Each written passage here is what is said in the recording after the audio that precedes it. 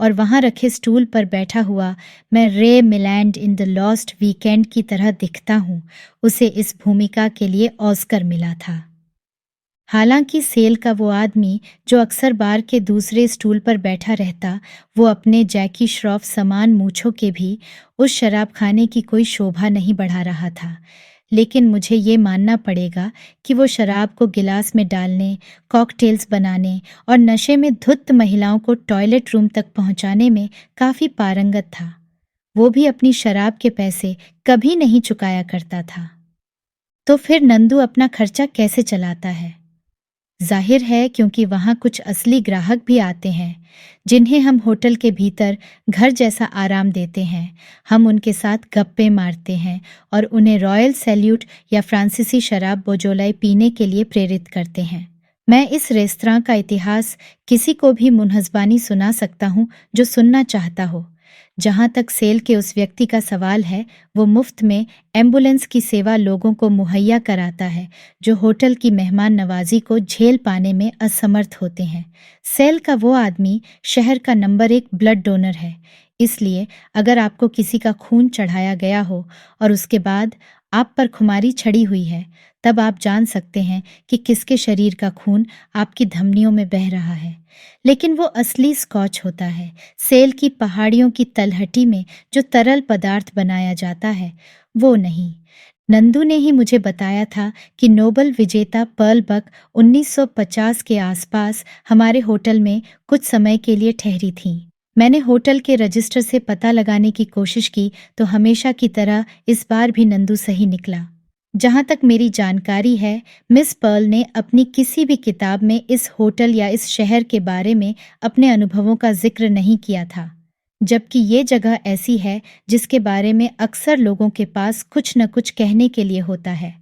जैसे Melbourne as का वो कॉरेस्पॉन्डेंट जिसने तेज आंधी, बारिश और तूफान के दौरान अपने कमरे की छत के उड़ जाने की शिकायत की थी। ये एक बेहद ही ओछी सी शिकायत थी।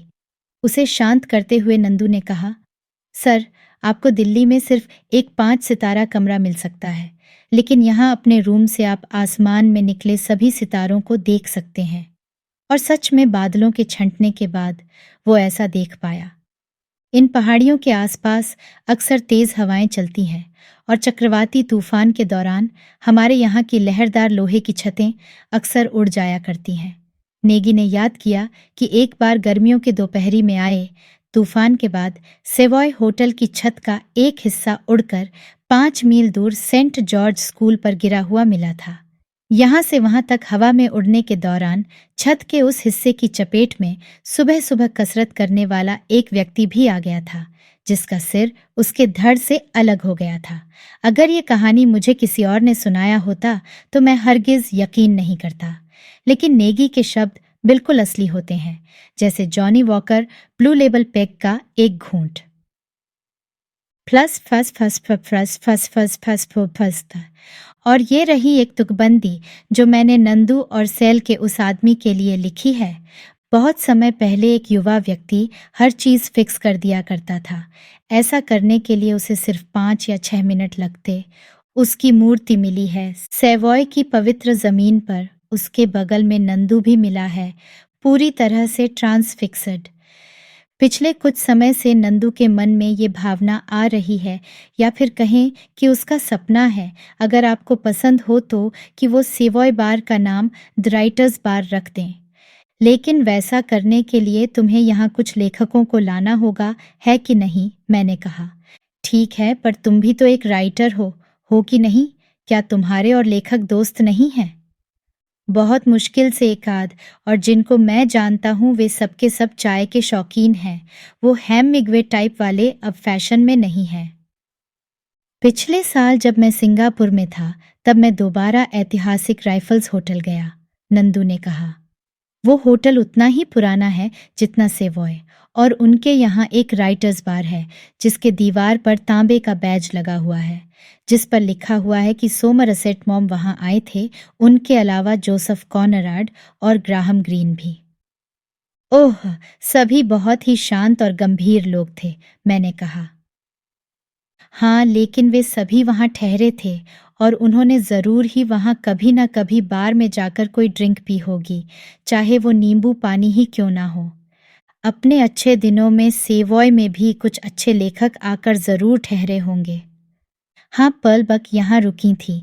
मेरे पास अभी भी एक किताब पर उनकी ऑटोग्राफ सुरक्षित है। उन्होंने नोबेल पुरस्कार जीता था, है कि नहीं? हाँ, वो रुकी थीं, लेकिन इस बात का संदेह है कि वो कभी बार गई होंगी। जहाँ तक मुझे पता है, वो मिशनरीज की बेटी थीं। तब तो ये ड्रिंक लेने का और भी बड़ा कारण है। वजह चाहे जो हो, लेकिन वे यहाँ बीच-बीच आती ज़रूर होंगी। हम उनका नाम एक पीतल की पट्टी में लिखकर यहाँ दीवारों पर लगाएंगे। ठीक है, हम पर्ल बक का नाम यहाँ लिखेंगे। रुडयार्ड किपलिंग के बारे में तुम्हारा क्या ख्याल है? वो भी यहाँ ज़रूर ठहरे होंगे।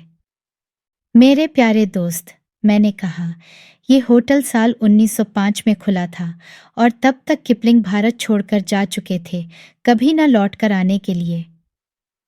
तुम मेरी मदद नहीं कर रहे हो, नंदू ने कहा। जॉन मास्टर्स के बारे में तुम्हारा क्या ख्याल है? मुमकिन है, मैंने कहा।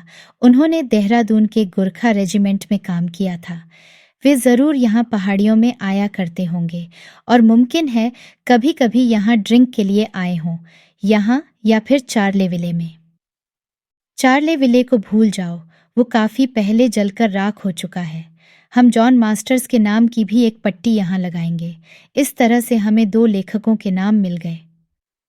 तो फिर हम होटल के पुराने बही खाते क्यों नहीं जांचते हैं? मैंने पूछा।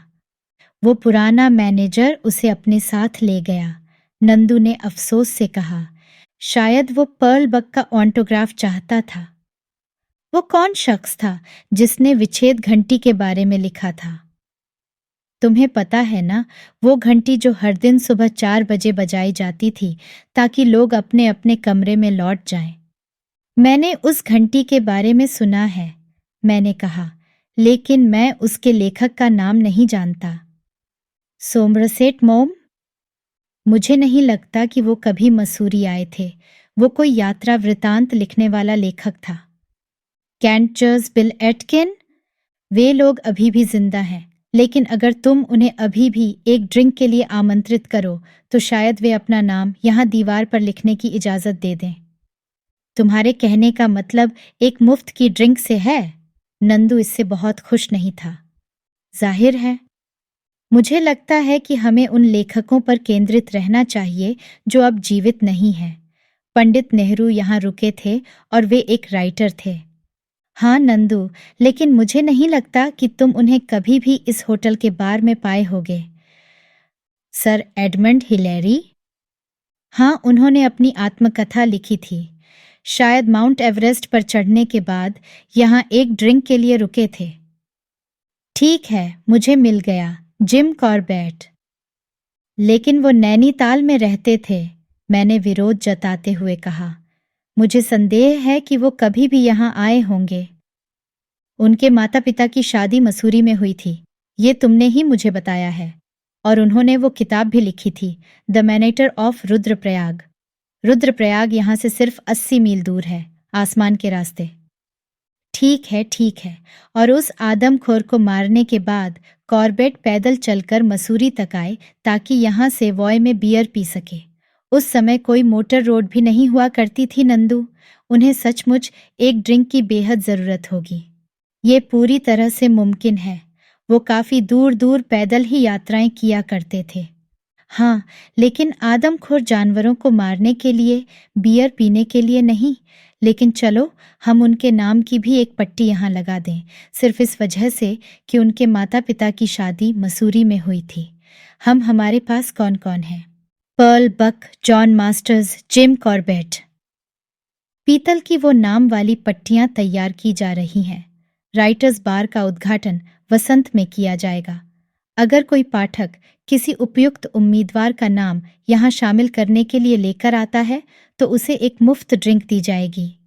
अगले ही दिन शाम को जब मैं बार में बैठकर अपनी तीसरी व्हिस्की की ग्लास खाली कर रहा था, तब रुडयार्ड किपलिंग की शक्ल का एक व्यक्ति वहां आया।